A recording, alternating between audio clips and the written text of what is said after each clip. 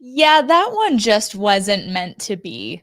Thanks for tuning into a Friday night afterburner. The Colorado Avalanche rolling into town to extinguish the Calgary Flames by a score of 4-2. A little bit of an oxymoron of a night where it wasn't necessarily the thrashing that a lot of people were expecting from a shorthanded Calgary team, but the score also kind of flattered them more than a little bit. Yep. To paint a picture, it's like when you're watching a cartoon and someone's trying to walk a dog and the dog is just like pulling them everywhere. The person's not even on the ground.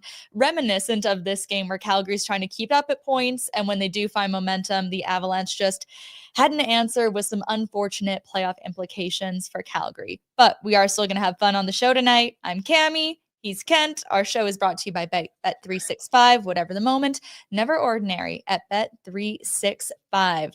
And if you want to share some thoughts or questions and have us get into it right away, hit the super chat supporting our friends at Youth Centers of Calgary, a safe place where kids are welcome and accepted as they are, a place where they get a break from the chronic stress that is the reality for many of their lives, and they can flourish through connection and fun.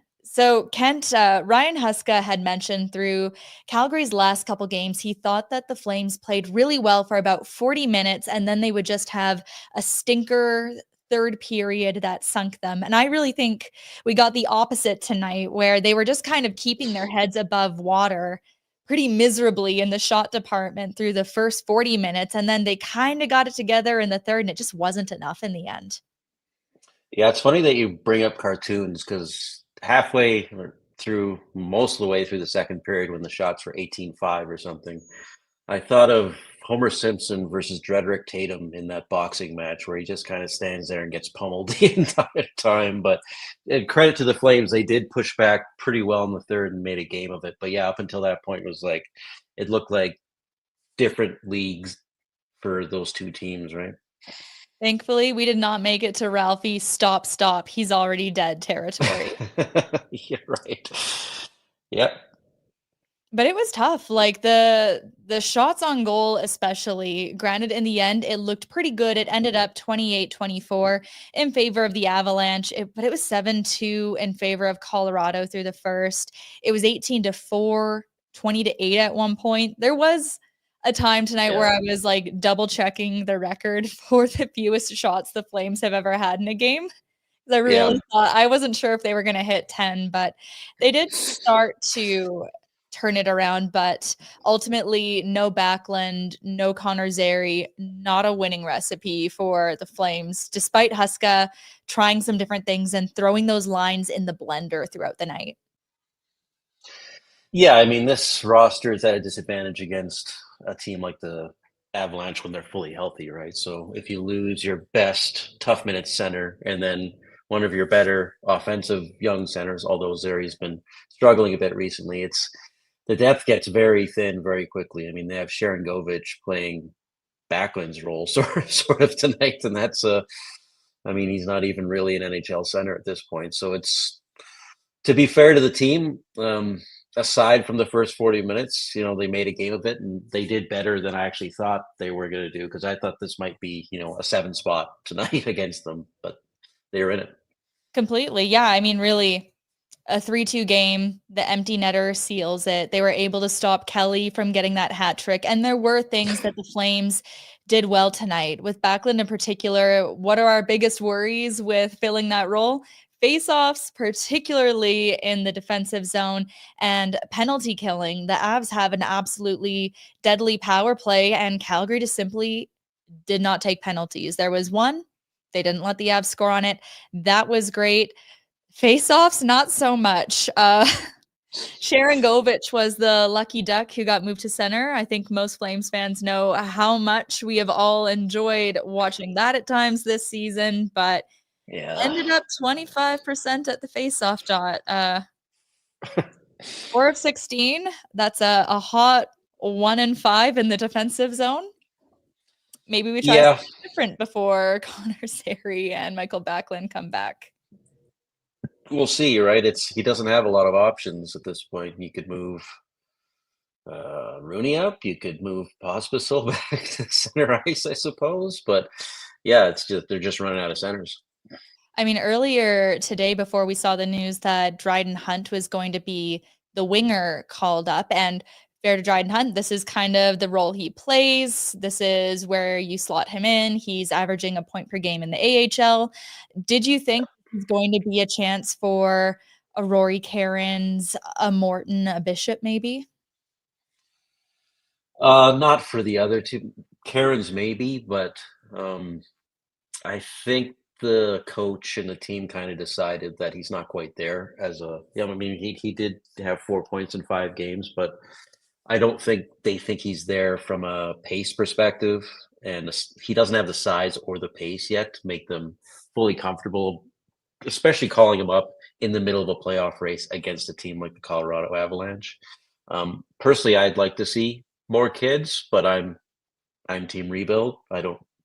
I think they're going to lose this game anyway. So I'm not the coach. I don't have to coach the team and try to win every night. So I'm privileged that way, but I understand it from their perspective. Completely. And to your point, Rory Cairns, 5'11" guy, 190 pounds, still doing well. His production in the A has tapered off a little bit, but he's up to 26 goals, 46 points, one of the top players production wise on the Wranglers, certainly the top scoring center, but not his time. But yeah, so let's get to a little bit of a recap here and just pick apart where things went wrong, not just from the first puck drop, but lots of things going on. We'll kick it off in the first period where the Avalanche get their first goal, a screened shot. Do you think Dustin Wolf had a chance on this one with Lindgren? I'm not sure if it really bounced off of anything on the way, but it just gets tucked inside the post. I mean, goalies usually have a chance on any shot from the point. That said, there's a ton of traffic. It's one of those random seeing eye shots that doesn't touch anything and happens to hit the corner, just a laser beam, right? So it's, you get a few of those every year, and it's 90% luck. But yeah, it's every goalie lets those in at some point in a NHL season. Yeah, we'll see. I think we'll take a look at that one here. This is how things got started for the teams tonight.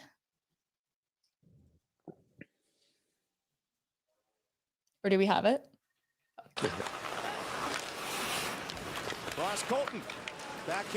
Yeah, you can see kind of that's where 3 layers of traffic, right? Yeah, but also the shots for Calgary there.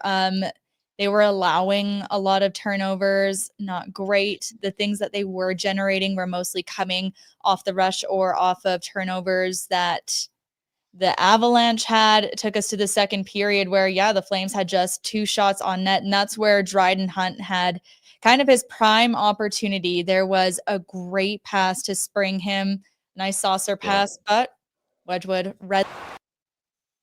That's a tremendous pass. Oh, it's unbelievable. Is that ball back there? I didn't catch it on the play, and it's hard to see in the highlight. I think so. I know. I'm guessing solely off of size. Yeah. Yeah, he threads it through. Yeah, all but sorts Wolf of players had some there. So. good stuff. And the Flames did start to establish a little bit of pressure through the second period, but that's where the Avs get a break. And Huberdeau had a bobble in the neutral zone. He's just trying to glove down a puck for a pass, but Kelly pokes it and he's able to fly out for a short break and rip it over the glove of Wolf for his 6th of the season. And it's the Calgary boy, Logan O'Connor, getting the apple on this one. Undrafted 25-year-old from Camrose. Hey, come on, Kodiaks. Yeah, so good for him. Yeah, he looked good.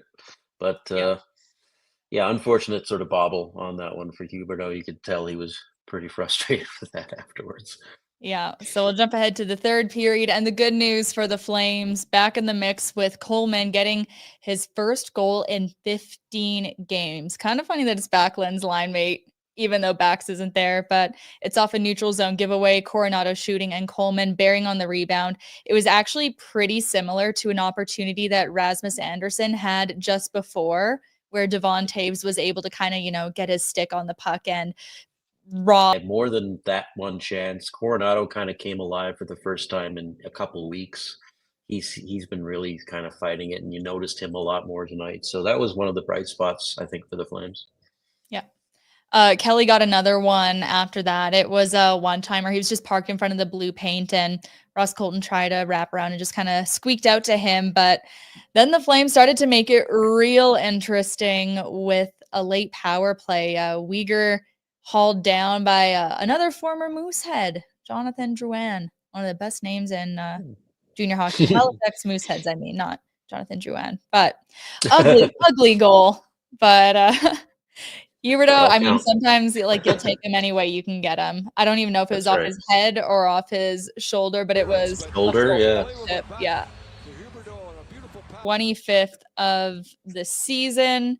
But then, of course, Nichushkin gets the empty netter, and that's game 4-2 in the end. And Calgary already only had their chances of making the playoffs at about 30%, 29.9% from money puck going into the game. So that drops to 23.3% now. Thankfully, the Canucks off tonight, but we'll take a little bit of a look at some of the other scores across the NHL and how that could impact things, particularly Utah and the Kraken. They're tied going into the third right now, so hopefully we'll have a little bit more of an update for you guys later. But what do you think this game does for the ultimate trajectory that the Flames find themselves on right now, if it alters anything at all? A bit of cliche, but they're kind of entering, I'm not going to say must win every game, but there's going to be big swings in probability for every win and loss now down the stretch. Like that's how tight the playoff race is. So it's really tough that they've lost Zary for a couple games, but Backlund probably for maybe the rest of the season. We don't have a lot of clarity on that, but week to week usually means an extended stay in the infirmary. So it's terrible timing for a team in this kind of pressure cooker, right? So we'll see if they can pull it out, but it's I looked at their numbers recently, and since the start of February, the Flames have the second worst underlying numbers in the league. Like only Chicago's been worse in that period. So it's the season's long, and I think the lack of talent is starting to catch up to Calgary, and now they're having injuries and stuff on top of that. So it's going to be tough.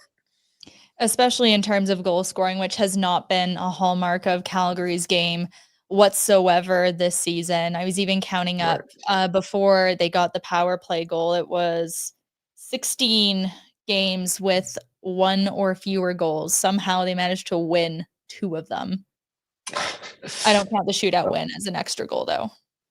Fair enough, yeah, but it's even with mediocre goaltending over the last 2 or 3 months, the team's not in the picture at all. So it has definitely helped to have Wolf do what he's been doing, but tonight's kind of an indication of if he's not superhuman, it's tough to win with only a couple goals a game, right?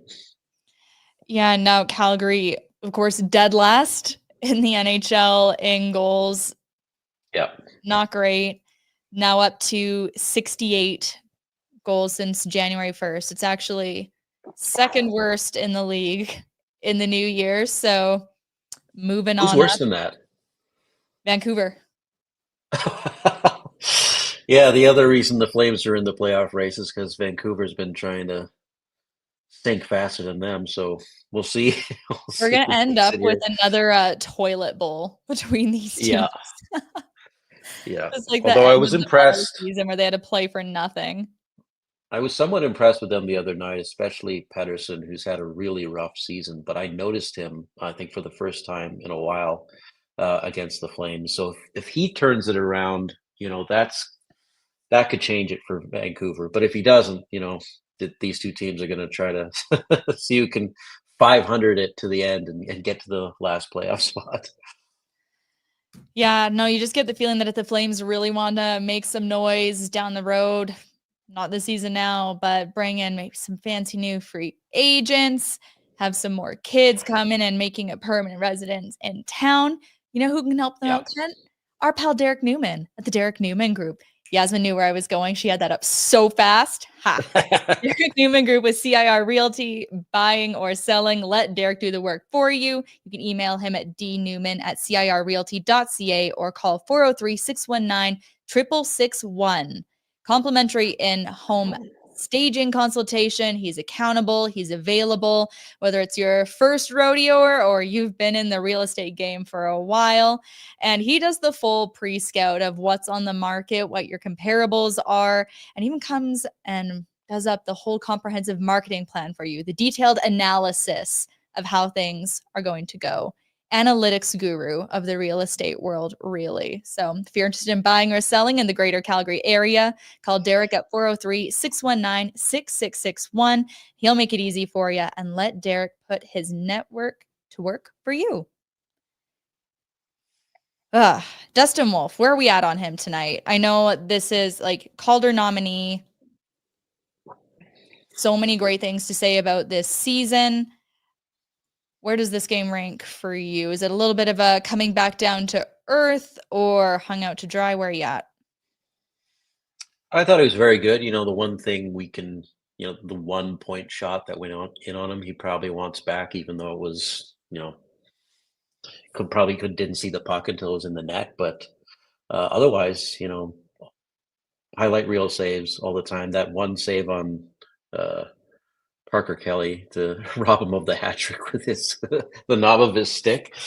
Yeah, there was a bunch of stuff in the third that did keep the Flames in it when they were pushing for it, but it's almost boring to talk about at this point because he does it almost every game, right? So when 3 goals go in on him, it's like, what happened? Well, the Avs had 20 shots on net halfway through the game, so it would have been over with a lot of other netminders in net before the third period even started, right? So I think we actually have that highlight queued up. Let's take a look at that 2-on-1 to deny Kelly his hat trick.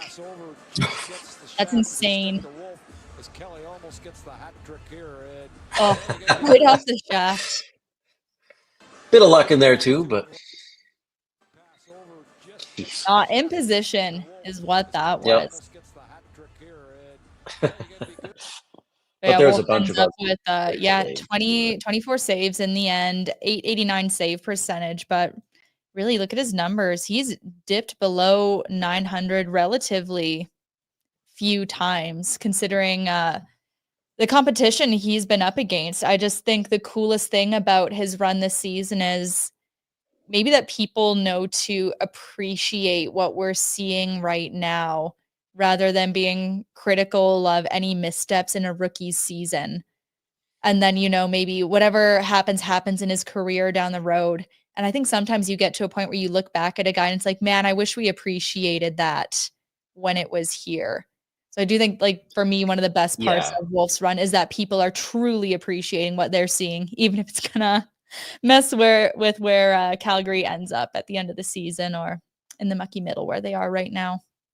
I mostly hear good things from fans and non-fans alike. There's talk of, Calder talk, which is very rare for goaltenders. I've even heard Vezina and Hart considerations, and the Hart makes a lot of sense because, as I said, with a mediocre goalie, the Flames are not in the playoff picture at all right now. He is the primary reason they're fighting for a playoff spot, especially as the worst or one of the second worst offensive team in the league. Usually teams like that are sporting goal differentials in the minus 40s and 50s. And he's the reason they're not. So it's a pretty special, and especially in this organization, because it is extremely rare that they draft and develop a goaltender. The last one they did was Trevor Kidd, I think. So having a guy come up through the system, defy expectations because he's 7th-round pick and he's not very tall, and do what he's doing, it is pretty special. Yeah, it's interesting with the Calder where what the player ultimately means to their team success isn't always a key factor in it. Like, that's the cornerstone of what the Hart is, really. And the other thing for Wolf is, sure, there may have been some games where he's been a little more shielded in his starts, more so in the not always being on in the second half of a back-to-back. But, if a defenseman has a bad shift, you can kind of just Yeah. trim his minutes and talk to him on the bench when he comes off the ice, and a coach can talk him through it. Goalies don't really have that luxury all the time. There's precious few minutes where they can kind of get to the bench and talk to their coaches and leaders and get a handle on how to fix things when they are going wrong. And Dustin Wolf has been so cool and calm in the situations where things haven't gone his way this year, which is just another testament to what he's achieved. Yeah, absolutely. And the problem for goalies in the Calder race is it's tough to compare apples and oranges, goalies to skaters, right? So what happens is, the skaters get compared to other rookies in the race. The goalie gets compared to the other goalies, period, in the league, right? So Wolf's being compared to Hellebuck and, and Thompson and some people putting up tremendous seasons, and he's in that conversation. Whereas Celebrini and Hudson are kind of being compared to rookies, and that's why skaters usually win the Calder. Oh, Angus of Mangus. Flames drafted Leland in the first round. They did. Pride That of did not work Barhead. out. Was it Barhead that he's from? I don't remember. The legend of Leland Irving. Where is he these days?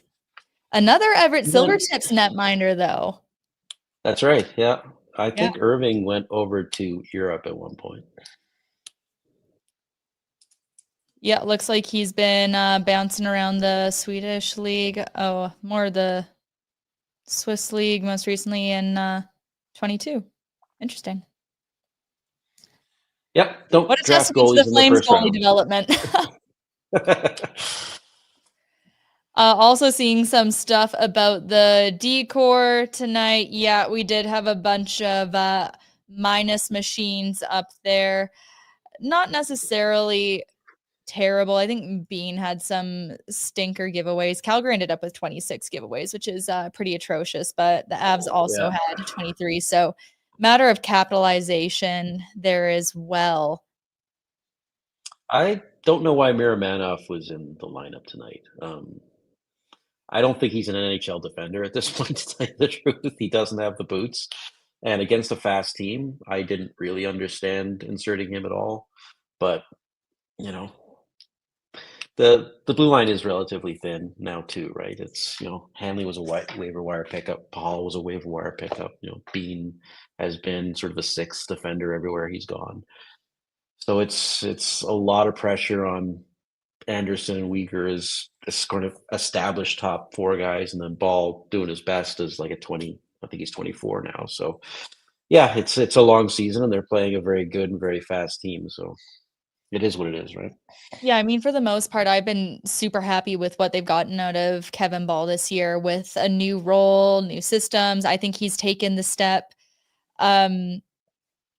Hanley's had his moments. Like, there's been some good things. I think I've, like, for the most part, been a fan, but to be honest, that's not top four on a contending team. But Right. Miramanov, yeah, we can see it in his minutes there. Everyone else is, up above 20 minutes as they should be. You've got Miramanov at 12:56 and Bean just shy of 12 minutes. Yeah. So you barely had a third pairing tonight because of that. So yeah, it's but the roster is what it is. They're, as I say, they're rebuilding. So I expected a lot more nights like this year than than less. So At least it got interesting. it Like, got the crowds at the it Saddle did, yeah. Dome have been good. So, like, thankfully, those people have had fun things to watch. Yeah, it looked like it was going to be a runaway halfway through the game, and they turned it around. And within a goal with a couple minutes left, at least You got to that's see Cale interesting. Makar be excellent without completely masticating your Decimating. hometown team. And you Yeah. got to see, did he stop himself on that penalty shot, or did Dustin Wolf make the save? No, he blew the shot. I think Wolf would have saved it anyways, but he blew the shot. On Dustin Wolf. I do need the second time. The monitor's a little far away, and I got terrible eyes. Yeah, it just slides off his stick. Yeah. Is what it is, basically. But I mean, look at the playoff implications. Coming into tonight, Calgary was tied with the Canucks for the final wild card spot. That was 71 points each. The Canucks are, of course, idle tonight, but that race is just getting so tight and so nervy. You almost feel like it's not going to be Calgary or Vancouver anymore. Utah's just Utah's coming slowly up. chipping away. Yep, they've got it'll be 66 games played after tonight. They've got 69 points right now to Calgary and Vancouver's 71. I'm just gonna check and see what it's still 2-2 there. Yeah. Yeah, with just under 12 minutes left in the third period there. The funny thing is the Flames have a goal differential of -21. Vancouver's -20. Utah's -8. They're back by 2 points. So yeah, this is wild. And I was looking earlier at the difficulty of schedule remaining for, those teams that are really in the race for those wild card positions. But Calgary, yeah, it looks pretty average. They're just going to have to win winnable games and they'll probably get in. But we know what kind of record this team has when those winnable games are presented to them. Yeah. They'll show up against Washington and then flounder against on paper, lesser team. But now this is a crazy stat. Calgary's trying to become the second team in more than 20 years to finish last in the league in goals and still make the playoffs. Yeah, so Wolf for Hart, right? Write it down now. I wonder, we need to go back and look and see if that was on anybody's preseason predictions. Yeah, no kidding. I don't think so. Yep. Well, 7 of the next 9 games are going to come on the road. It's a 4-game road trip first. Amazon Prime Monday. That's the St. Patrick's Day match in Toronto against the Maple Leafs. I know Flames fans love seeing 1, Ryan Lomberg sans shirt, and 2, getting in scraps. But after seeing Max Domi unload on Nate Schmidt the other night, I bet nobody in the NHL wants that smoke now. Like, not enough money in the world. But for that game, we're also going to have. I bet you Lombo would be down. He's a gamer. Fearless. Yeah, exactly. He'd do it. Yeah. But for the St. Patty's Day game, we're also going to have Barn Burner live at Cowboys. St. Patty's Day. So they're going to be a mess. Getting their green on. Getting after it. As only those degenerates can. Going to be live from Cowboys Casino Monday afternoon starting at 3:30. They're going to take you right up to puck drop. And then I think the game actually starts at 5 or 5:30. It's in the afternoon there. Yeah. It's a bit of an earlier one with the Eastern games. That'll be in the Legendary Sports Lounge live with Barn Burner. Hang around for Afterburner, presented by Fountain Tire. In 1956, the first location opened in Wainwright, Alberta, from one double bay garage spread across the province, the prairies, and now there's more than 165 Fountain Tires across Canada. We're on the road together. Fun fact about Wainwright, I have a friend from there, and it's such a small town. When she was learning to drive, she didn't realize that you had to stop before the light and not under it.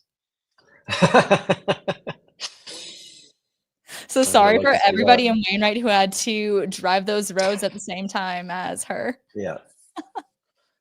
So is it the whole crew going to Cowboys there? I haven't been to Cowboys in many moons. Neither have I. Should we do it? We're wearing green tonight. I'm thinking about it. This is our St. Patty's Day game. That's right. I'll just bring this shirt. Exactly. So Toronto Maple Leafs on the Monday. Then it's the back-to-back heading to New York to face the Rangers. We know those are always fantastic games. That's another group that has just changed the tide of their season. Like, we've talked about the mess that Calgary has been in, not from an emotional, mental, off-ice side of things, but like you look at the mess that Yeah. Vancouver's in and they're still managing to sniff around a spot. New York, they might take the cake this year. I don't know who's messier between Van and the Rangers. Basket case. Yeah.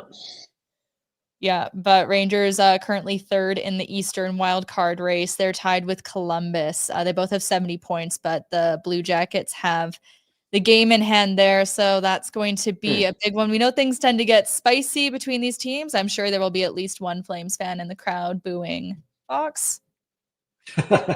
Good. Yeah. And then Wednesday off, then Jersey taking on Dave Putty's Devils. No Dougie Hamilton. No Jack Hughes. I just don't think it's going to be New Jersey's year, which really sucks for them. They are a fun team.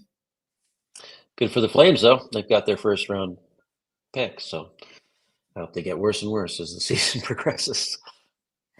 We need a Always Sunny in Philadelphia button, just the implication. Let's get on that. Who handles that sort of thing? We'll add to the list. Call Jack. We'll call Jack. Yeah. Then it's a Saturday matinee. It's a 2:00 start against the Islanders.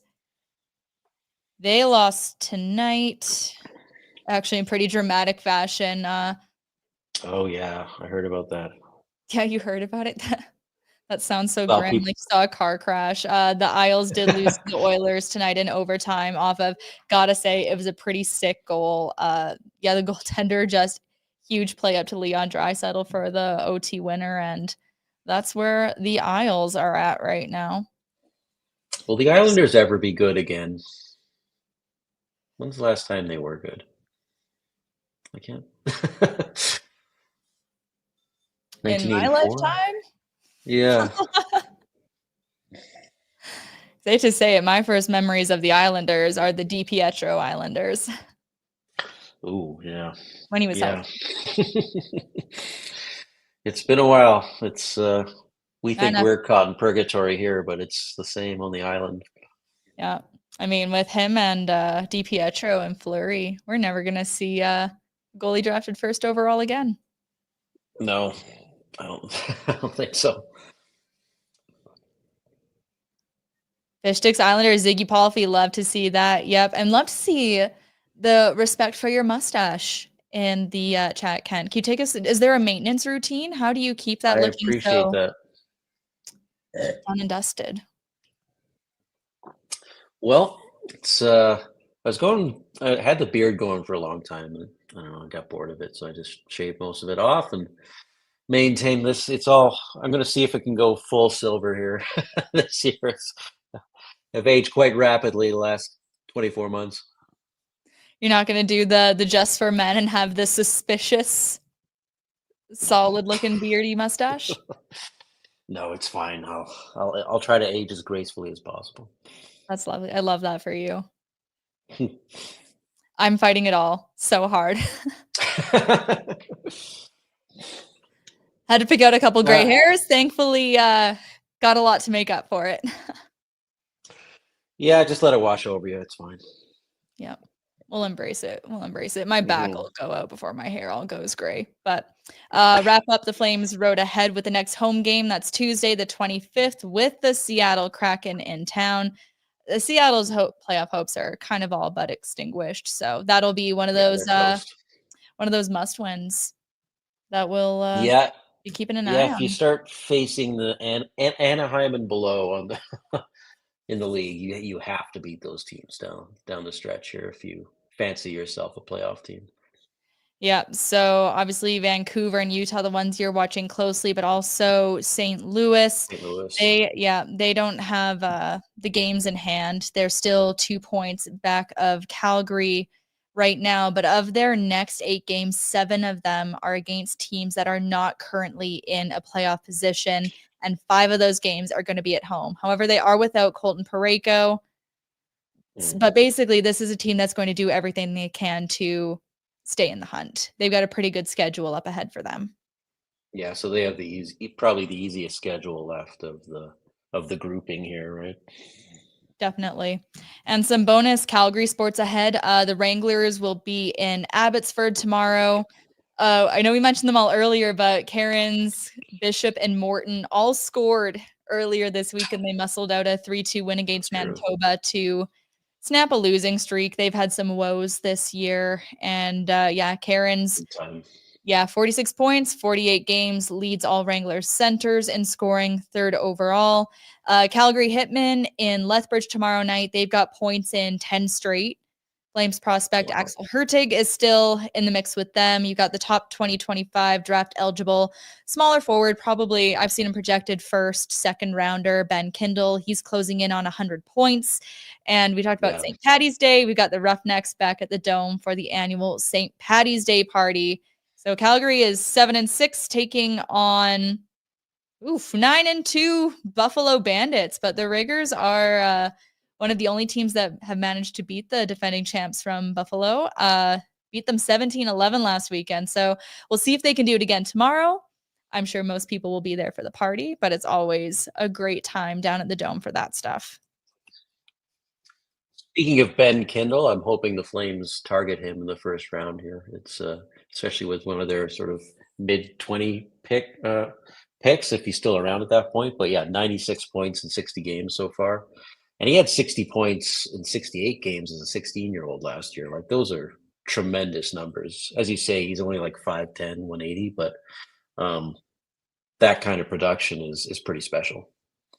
Yeah, he brings a really great playmaking ability, and he's just so cool, calm, and collected out there on the ice. And obviously the Hitmen are a pretty stacked team, but it kind of seems like no matter who you put them with, the magic just kind of happens. But there's been some pretty special stuff with a veteran in Oliver Tulk and a Penguins prospect in Tanner Howe. A lot of people saw him at World Juniors. Brings a lot of grit, that guy. Yeah, Oliver Tulk's not very big either, is he? Nope, not too much, actually. 5'8". Slowed them down. Yeah, he's undrafted too. Yeah, it sure is. But that's a look at our Road Ahead, brought to you by Platinum Mitsubishi. Road Ahead, Calgary's #1 destination for the upgraded 2025 Outlander and the refreshed flagship 7-seat vehicle from Mitsubishi Motors. 2025 Outlander features the first ever vehicle audio system provided by the industry leaders at Yamaha. And new this year, it's the only vehicle offered by a mainstream manufacturer with a brand name audio system from the base model all the way to the top of the line. I feel like Mike Gould running through all of these fun things about vehicles. He's got this down more than he has random hockey stats down. I'm trying to think of, I don't know, his argument for why Michael Stone is the best offensive defenseman that the Flames have ever seen. All of this stuff down. I would like to hear that argument. I'm sure you ask him. He'll get you there. Get into the best backed cars in the country with a standard 10-year powertrain warranty at Platinum Mitsubishi, 2720 Barlow Trail Northeast here in Calgary. There was something I was really happy that Ryan Leslie brought up on the broadcast tonight. Sorry to be a little bit of a bummer, but he said it great. So we'll just take a look at what Ryan had to say during intermission this evening.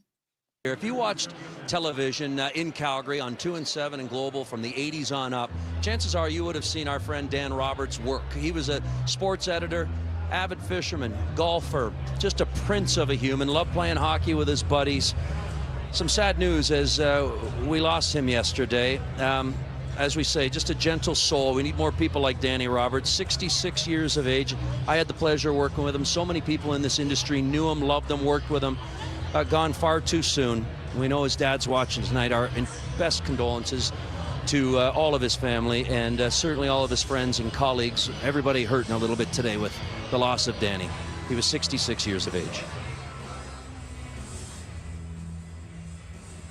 So Ryan's not kidding. Danny was an absolute gem of a human being. More than 30 years at Global, back to the 2 and 7 days. So if you ever watch Sports at 11, he's the reason. Danny's the reason those animals got to air some days. That picture is from his retirement just a couple of years ago. But guy just loved sports, loved fishing, amazing golfer, but it's chaos in a newsroom. And I was pretty new to the industry still when I got there, but whenever I felt like I was a Tasmanian devil Dan was the most calming influence you could find in that building. Always had a calm word, and we're going to miss him so very, very much. So thanks for the memories, Danny, and I'm so happy to see him get shouted out on the broadcast tonight. Got any favorite Sports at 11 memories to lift the mood, Kent? Ooh, that's a long time ago. I used to watch 2 and 7, so I mean, that's back Ed Whalen days too, right? He would call Hello Hockey Fans on on 2 and 7. So how old was I back then? I was 10, 11 years old, that sort of thing. So I'm sure a lot of people commenting right now don't remember any of this stuff, but I'm old enough that I can. Yeah, it was it's fun to watch some of those tapes back just to see the things that they got away with back in the day. Just bananas. But local TV, right? Is a totally different time. Yeah, that's why it's part of why it's important. Update from the other Pacific Division match we were watching very closely tonight. Seattle pulling ahead. It's now 4-2 with less than a minute to play. We have Capo Caco scored his 11th, followed up shortly after by Eli Tolvanen getting his 21st of the season, assisted by Jordan Eberle. He's got a couple of helpers tonight. Good to see him back in the lineup after missing a significant amount of time with an injury this year. That looks like it's going to put Utah back tonight. So good news for Flames fans who are team playoffs. Anything else you wanted to touch on before we take a look at what's going on tomorrow? No, I think we touched on everything. I mean, the math that we have to do now is what does it take to get to the playoffs versus what does it take to get a top 10 pick, because you do not want to be in the no man's land between those two things if you're the Calgary Flames. Yeah, thankfully it does look like it's a fairly deep draft again this year if you do end up in the mucky middle, but the extra math that will add to your plate is the odds of those mid-round players having significant NHL careers, maybe not even in terms of points, but just games played. Games played. Right. Yeah. All right, let's take a look at what's going on thanks to our buddies at Bet365, where every nail-biting overtime win is a barn burner. Let's see. Oh, yeah. We're taking a look at, we're going to take a gander at the Canucks for tomorrow against Chicago. Oh my gosh, this might be the toilet bowl of the season. Connor Bedard looking absolutely miserable trying to pull this one out. I don't know who you got in this one. Oh, well, I'm going to go the underdogs. Let's go with Chicago. I had to think about who the underdogs were there for a second. Yeah, still them, unfortunately for them. But, they've had some good games, I think, recently. And the Canucks have managed to find ways to lose a lot of games this year. I'm actually stunned that Tocchet is still the coach in Vancouver, given the absolute mess that's all turned into. And usually the coach gets axed in these sort of situations, right? So we'll see if it takes the offseason to do that. But it's been pretty ugly. So I'll go with Chicago. Right. Plus, I hope Vancouver loses anyway. So. I'm going to go the exact opposite. Chicago has had enough on-ice success in their lifetime. They deserve nothing more. Fair enough. Let's keep this race interesting until the end in the Pacific. But that'll be some scoreboard watching for Flames fans on Saturday night. Brought to you by Bet365. An official partner of the NHL. You can download the app today and use code NATION to get in on the game. Must be 19 or older. Please play responsibly. And before we get to some questions and comments, any changes that you would like to see the team make before they hit the road to take on Toronto on Monday? Yeah, it's tough with the roster as it is, right? It feels a little bit like shuffling deck chairs if you're making changes. I would move Miramanov off the active roster. Obviously, I think I made that clear. I would probably stick with that Frost line to see if that's a thing. There seemed to be some chemistry there, and they went away from it kind of at the end of the third. They were shuffling. But if I was the coach, I'd see if that will become a thing, especially in the absence of Backlund, right? So that's about it for me. Wanted to shout this out in the chat. Marfan, Gavin McKenna extends his point streak to 37 straight games. Wow, yeah, not eligible until the 2026 NHL draft, but 37 straight games is a modern WHL record. But when you go across the entire CHL, that is the now tied for the second longest streak in the 21st century.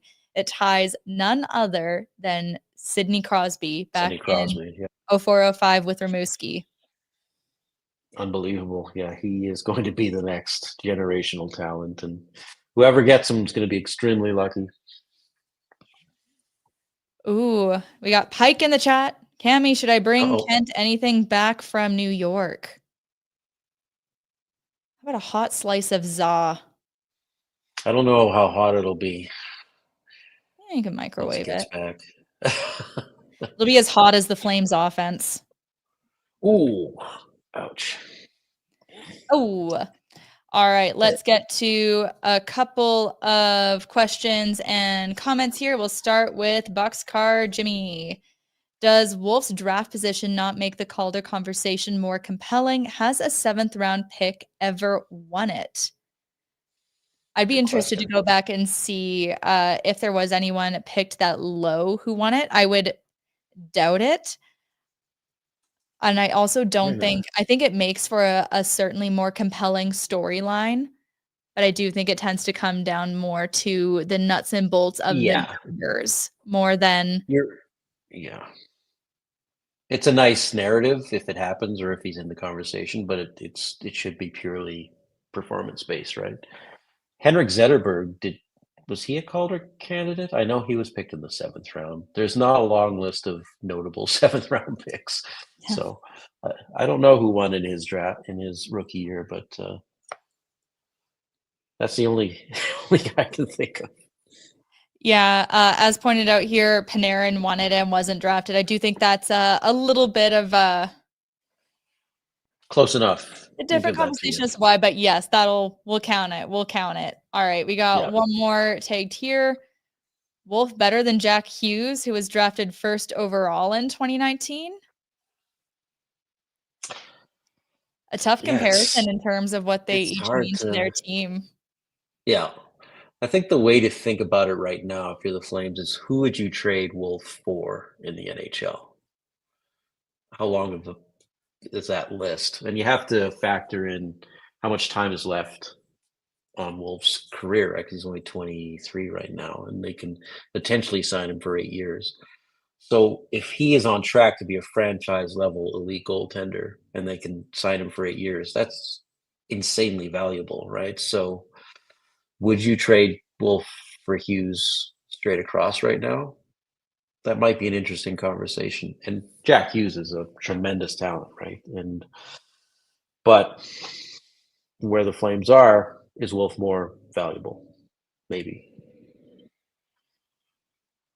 Yep, that's an interesting thought. Maybe we should put that to the barn burner guys as well, because boy, how do you know they would have thoughts on that? Yes. Well, it looks like we're just about ready to wrap it up there. Want to give a final shout out to our buddies at Origin Brewing and Malting Company. They offer $5 local delivery on any order of $50 or more within 50 clicks of downtown Calgary. And you can place your order on Origin's online store at originbrewing.ca. Click the shop button and browse through the selection of quality craft beverages and merchandise. Or you can go pop in and say hi. 943 28th Street Northeast. And of course, still going strong at 60 Spruce Park Drive in Strathmore. Any final thoughts on a 4-2 loss to the Colorado Avalanche, Kent? No, I'm glad it wasn't a wipeout. It looked like it was going to be, at least halfway through the game, but it was a nice little pushback. And we'll see if they can take some of that momentum into the next game. A score that will flatter them for people just looking from afar, but the playoff race still interesting, and they got a bit of help with the Utah Hockey Club also going down 4-2 to the Seattle Kraken tonight. So thanks for joining us, buddies. It'll be a big one on Monday. Hanging out at Cowboys. St. Paddy's Day. Ready to get after it? Yep, absolutely. All right. We'll talk to you soon. Have a good one, everybody.